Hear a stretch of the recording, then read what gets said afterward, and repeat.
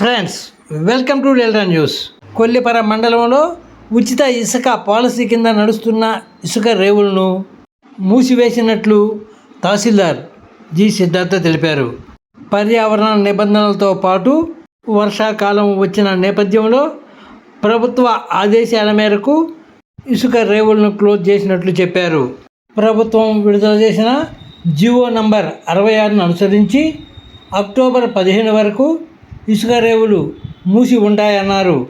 వర్షాకాలంలో భారీ వర్షాల నేపథ్యంలో నదీ పరివాహక ప్రాంతాలలో వరదలు వచ్చి ప్రమాదాలు జరిగే అవకాశం ఉన్న నేపథ్యంలో ప్రభుత్వం ఈ నిర్ణయం తీసుకుందన్నారు.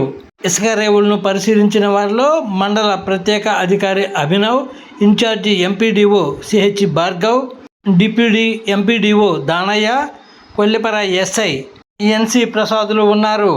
ఫ్రెండ్స్, ఎన్నో ఇంట్రెస్టింగ్ వీడియోల కోసం ఇప్పటి వరకు మీరు మా ఛానల్ని సబ్స్క్రైబ్ చేసి ఉండకపోతే వెంటనే సబ్స్క్రైబ్ చేసుకోండి. అలాగే లైక్ చేసి షేర్ చేయండి.